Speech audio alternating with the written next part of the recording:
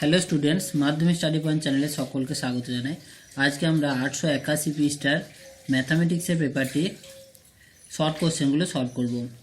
আমাদের প্রথম দাগের কোশ্চেন, কোনো মূলধন একটি নির্দিষ্ট সরল সুদের হারে 20 বছরে দ্বিগুণ হয়, একই সরল সুদের হারে মূলধন 3 গুণ হবে কত বছরে?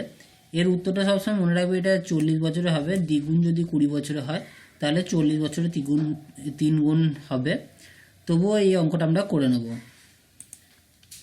ঠিক আছে। আমরা প্রথমে ধরে নিচ্ছি একের কোশ্চেনটা, ধরে নিচ্ছি যে মূলধন সমান হচ্ছে পি টাকা। যেহেতু 20 বছরে দ্বিগুণ হয়ে যাবে তাহলে সুদ আসল হয়ে যাবে সমান হচ্ছে 2p টাকা। আর এখানে অতএব সুদটা কত হবে? সুদ হয়ে যাবে এই 2p থেকে p বাদ, সমান হয়ে যাবে p টাকা, ঠিক আছে। আর এখানে সময়টা কত দিয়ে দিয়েছে? সময় দিয়ে দিয়েছে সমান 20 বছর। তাহলে আমরা সুদের হার বার করে নেব। সুদের হার সূত্র কি? i × 100 by pt। এর মান এখানে কত? এই সুদটা হচ্ছে p × 100 বাই পিটা, আসলটা পি ধরেছি আমি, আর টি হচ্ছে 20। তাহলে এখানে পি যদি কেটে যায় 20 × 5 = 100, তার মানে হয়ে যাবে 5% হচ্ছে সুদের হার। এইবার আমরা কি করব, এখানে এখন বলেছে 3 গুণ হবে, তাহলে এখন সুদ আসলটা হয়ে যাবে 3p টাকা, ঠিক আছে। তাহলে অতএব সুদটা কত বেরোবে? সুদ সমান হয়ে যাবে এই 3p থেকে আসলটা বাদ যাবে, মানে p বাদ, তাহলে 2p টাকা হয়ে গেল সুদ, ঠিক আছে। সুদের হার কত বার করেছি আমরা? সুদের হার অবশ্যই এটা বার্ষিক সুদের হার, আমি শর্টে লিখছি সুদের হার হচ্ছে 5% দিয়ে দিয়েছে। তাহলে সময়টা কত লাগবে? সময় সমান i × 100 বাই pr। তাহলে এর মান এখানে কত? এর মান হচ্ছে 2p, তাহলে 2p × 100 বাই p, তো p আছে, আর এর মান হচ্ছে 5। তাহলে এখানে p কেটে যাবে, 5 20 100, তাহলে উত্তর হয়ে যাবে 40 বছর। 40 বছর এই কোশ্চেনের উত্তর, কিন্তু এটা মাল্টিপল চয়েস কোশ্চেনে থাকলে ডাইরেক্ট 40 বছর উত্তর করে দেবে।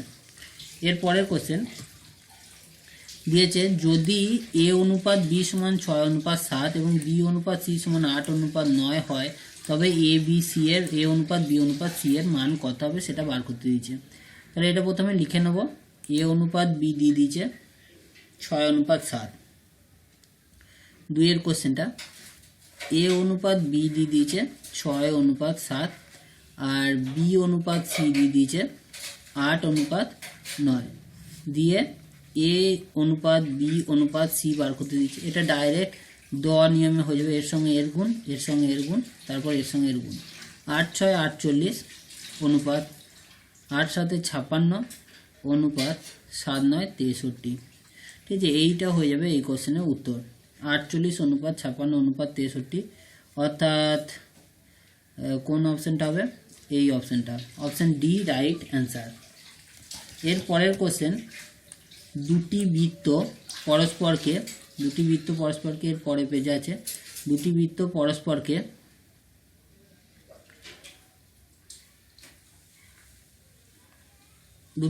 পরস্পরকে সি বিন্দুতে বহিঃস্পর্শ করে। এ বি বৃত্ত দুটির একটি সাধারণ স্পর্শক বৃত্ত দুটিকে এ ও বি বিন্দুতে স্পর্শ করলে অ্যাঙ্গেল এ সি বি এর মান কত? তাহলে এখানে দুটি বৃত্ত পরস্পরকে সি বিন্দুতে বহিঃস্পর্শ করছে, আর এ বি হচ্ছে একটা সাধারণ স্পর্শক, এ আর বি বিন্দুতে স্পর্শ করে আছে, দিয়ে এ সি বি এর মান কত? এটা 90 ডিগ্রি হয়। ছবিটা আমি দেখিয়ে দিচ্ছি কীরকম হবে। এই সাইডে এটা একটা তোমাদের বইয়ে একটা প্রুফ করা আছে প্রয়োগে। তাহলে এখানে একটা বৃত্ত নিচ্ছি, এরকম একটা বৃত্ত, আর এই সাইডে আর একটা বৃত্ত আছে। এরকম দুটো বৃত্ত পরস্পরকে এরকম সি বিন্দুতে বহিঃস্পর্শ করেছে, এটা হচ্ছে সি বিন্দু। এবার এখানে একটা সরল রেখা আছে যেটা স্পর্শ করেছে এ আর বি বিন্দুতে, এটা, তাহলে এটা হচ্ছে এ বি স্পর্শক। কোশ্চেনে জানতে চেয়েছে যে এ থেকে এ সি বি এই যে কোণটা, এই কোণটা কত ডিগ্রি, ঠিক আছে। এই কোণটা জানতে চেয়েছে কত ডিগ্রি, এই কোণটা হয় 90 ডিগ্রি। 90 ডিগ্রি এই কোশ্চেনের সঠিক উত্তর, ঠিক আছে। তাহলে এখানে option C right answer, 90 degree. এর পরের কোশ্চেন দিয়েছে একটি আয়তঘনের তল সংখ্যা x, ধার সংখ্যা y এবং শীর্ষবিন্দু সংখ্যা z এবং কর্ণের সংখ্যা হচ্ছে p হলে x minus Y plus Z plus P এর মান কত হবে। তাহলে তল সংখ্যা x বলেছে, ধার সংখ্যা y বলেছে, শীর্ষবিন্দু সংখ্যা z এবং কর্ণের সংখ্যা p। প্রথমে আমরা একটা আয়তঘন এঁকে নেব। আয়তঘন যদি আঁকা হয় তাহলে এরকম হবে। আয়তঘন যদি এঁকে নেওয়া হয় তাহলে এই আয়তঘনের আমরা জানি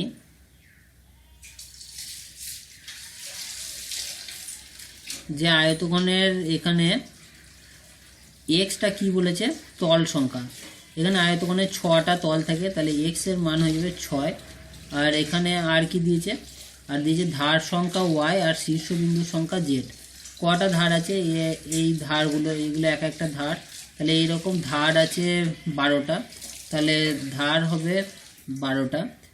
আর শীর্ষবিন্দু জেড বলে দিয়েছে, শীর্ষবিন্দু জেড মানে এই যে শীর্ষবিন্দুগুলো, এইগুলো কটা আছে, এগুলো আছে 8টা, টোটাল 8টা শীর্ষবিন্দু আছে। তাহলে শীর্ষবিন্দু হয়ে যাবে জেড সমান হয়ে যাবে 8।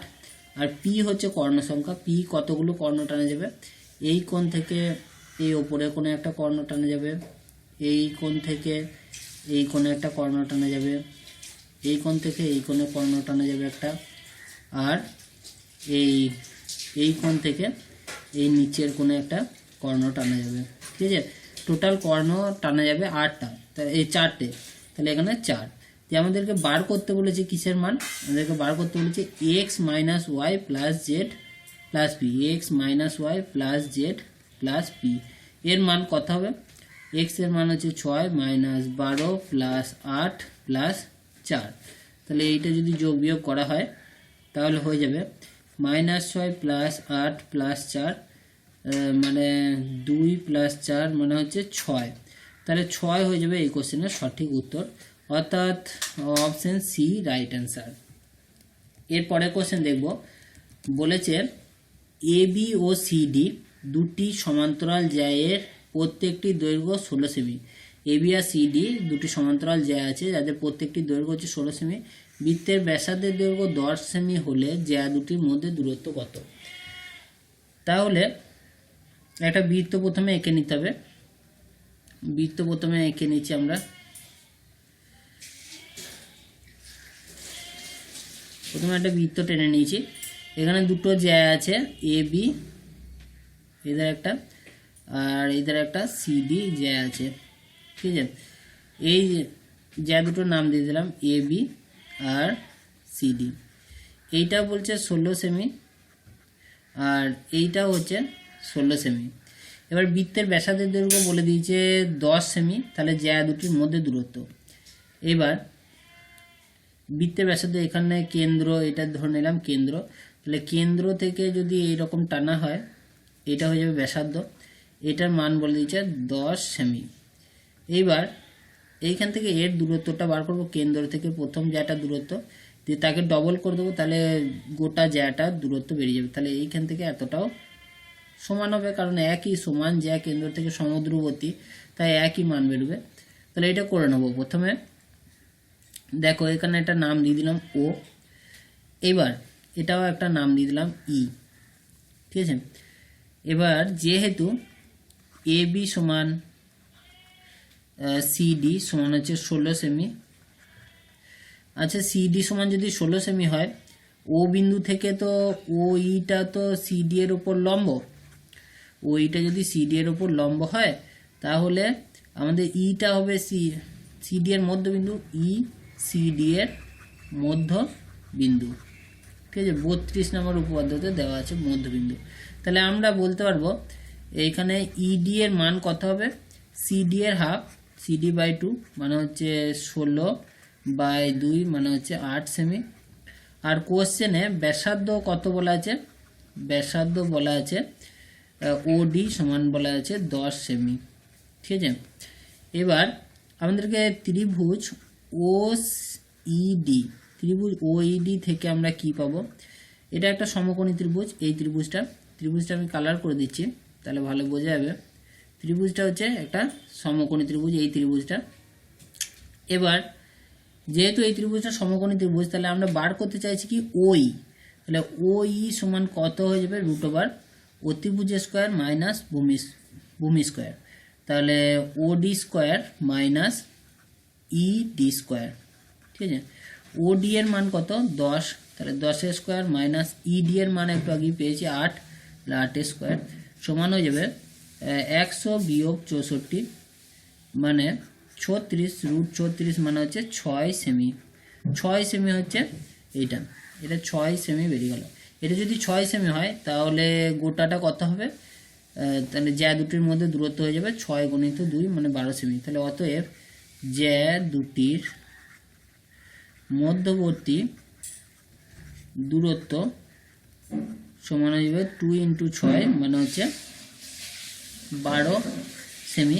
কারণটা হচ্ছে সমান জ্যা কেন্দ্র থেকে সমুদ্রবর্তী, সেই জন্য এটা হচ্ছে। ঠিক আছে, এরপরে আমরা এর পরের দাগের কোশ্চেন করব।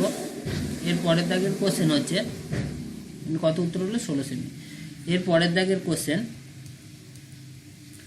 অংশীদারি কারবার হয় কয় প্রকার, 1 প্রকার, 2 প্রকার, না 3 প্রকার, না 4 প্রকার? 2 প্রকার। একটা হচ্ছে সরল অংশীদারি কারবার, একটা হচ্ছে মিশ্র অংশীদারি কারবার। ঠিক আছে, 2 প্রকার হয় অংশীদারি কারবার, তাহলে এটা উত্তর হয়ে যাবে 2 প্রকার।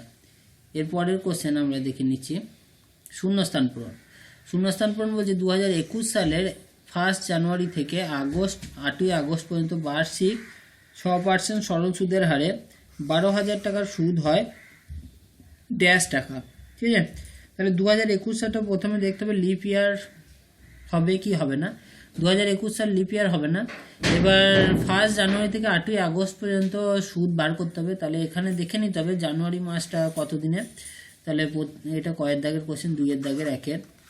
তাহলে এখানে জানুয়ারি আমি শর্টে লিখছি, জানুয়ারি মাসটা হচ্ছে 30 দিনে, ফেব্রুয়ারি মাসটা হচ্ছে 28 দিনে হবে, ফেব্রুয়ারি মার্চ হচ্ছে 30 দিনে, এপ্রিল হচ্ছে 31 দিনে।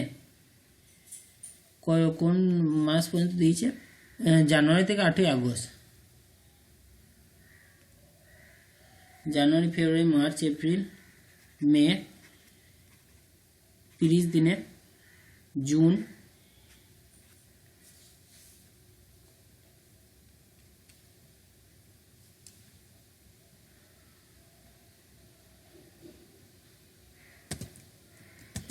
আচ্ছা, এইখানটায় সিকোয়েন্সটা একটু প্রবলেম হয়ে গেছে।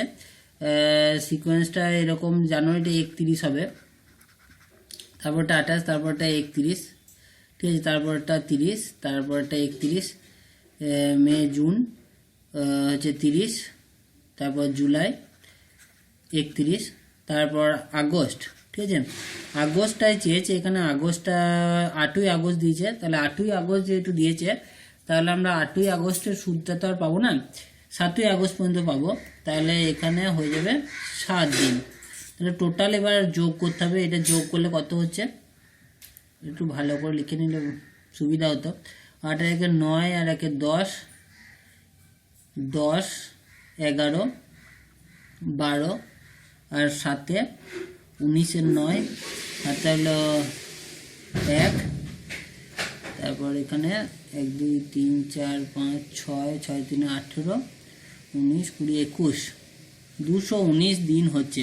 ঠিক আছে, 219 দিন হচ্ছে।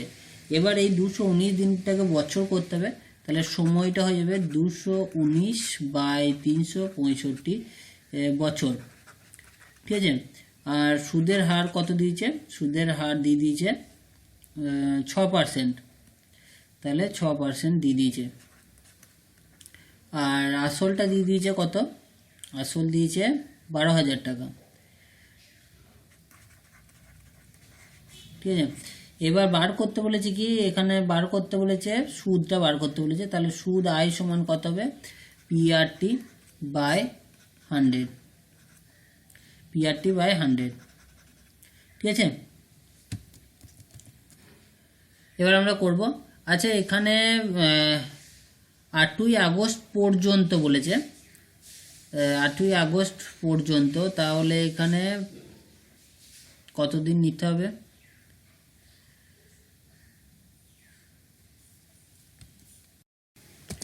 এরপরে 2-এর দাগের 1-এর কোশ্চেন, 2021 সালের 1 জানুয়ারি থেকে 8ই আগস্ট পর্যন্ত বার্ষিক 6% সরল সুদের হারে 12,000 টাকা সুদ হয় ড্যাশ টাকা।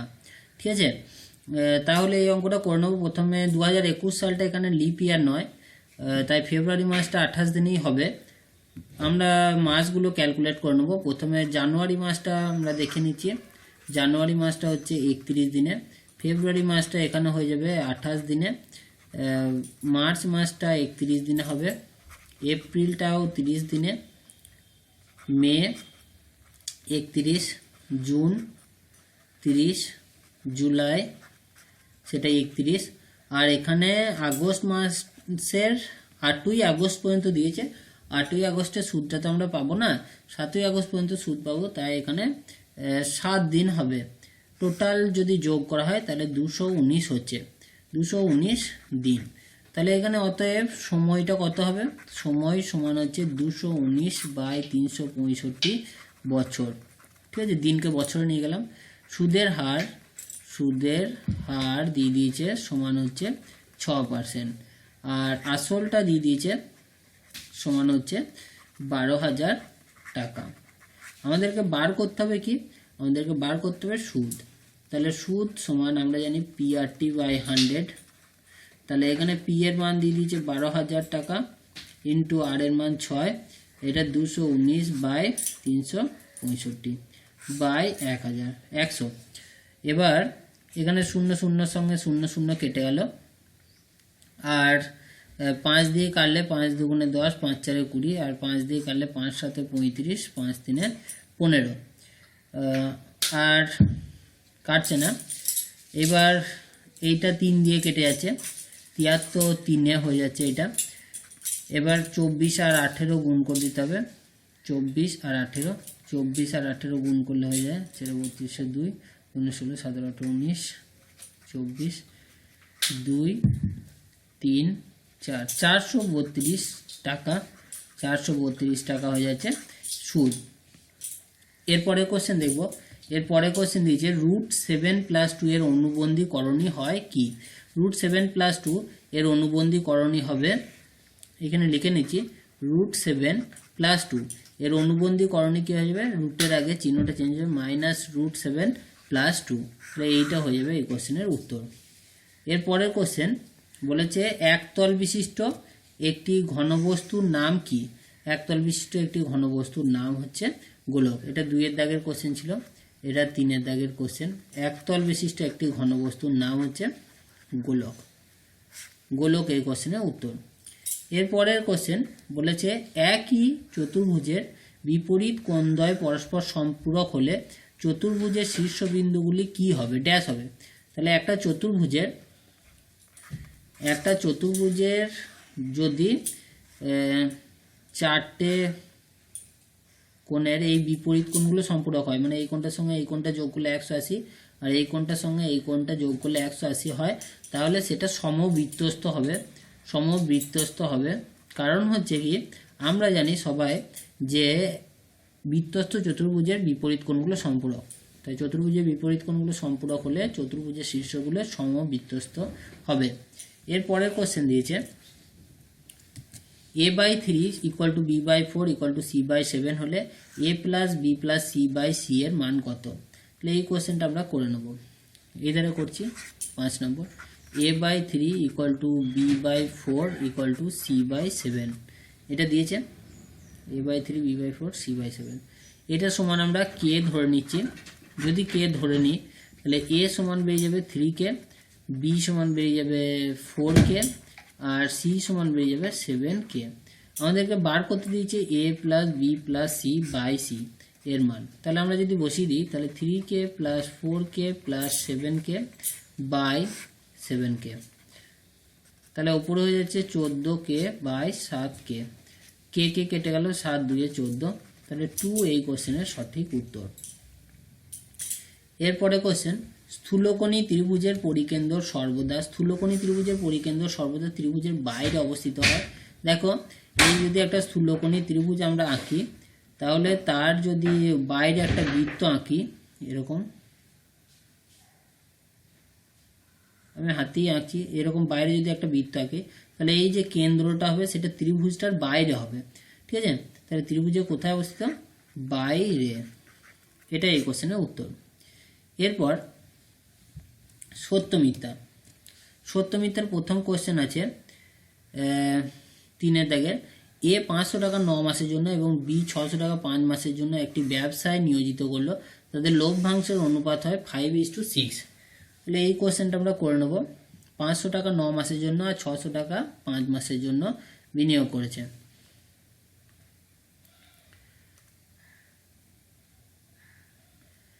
তাহলে এ আর বি এর 3 দাগের 1 কোশ্চেনটা, এ আর বি এর মূলধনের অনুপাত কত হবে? আমি সঠিক লিখছি A:B।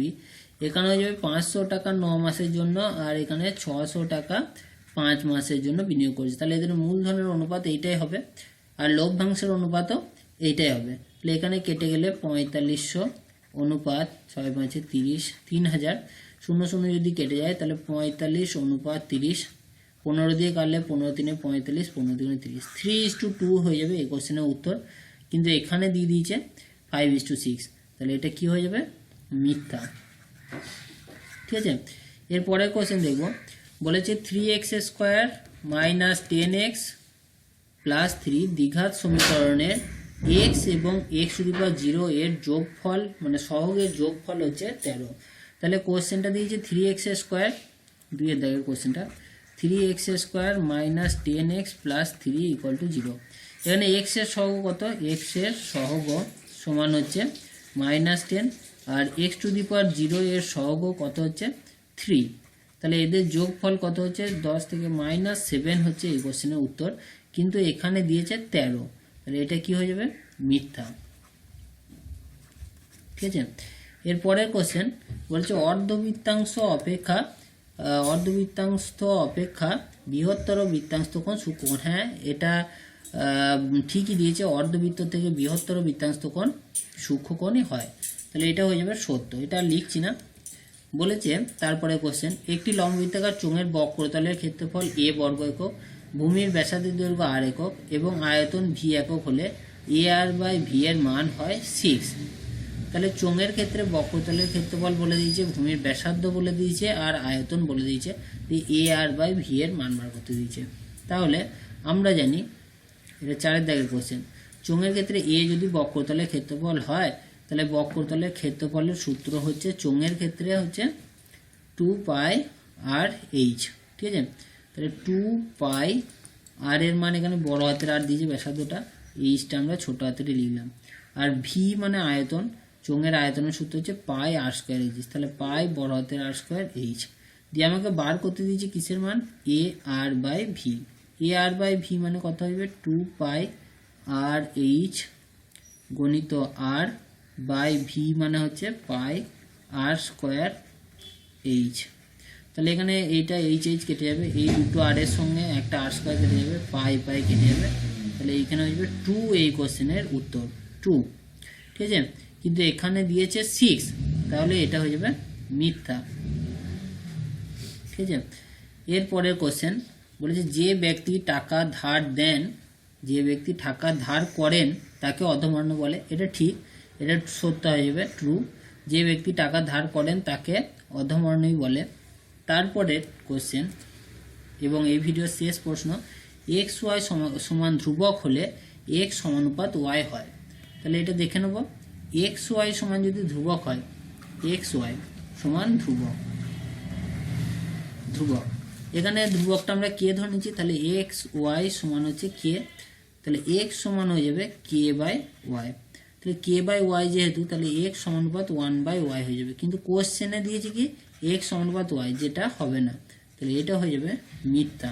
ঠিক আছে, ভিডিও ভালো লাগলে অবশ্যই বন্ধুদের সঙ্গে শেয়ার করো আর অবশ্যই লাইক করো, কমেন্ট করো, জানাও কোথায় ভুল ত্রুটি হচ্ছে, আরও ভালো উন্নত করার চেষ্টা করবো। এর পরের ভিডিওতে এই পেজেরই 4 দাগের 1 থেকে আমরা পরপর সলভ করব।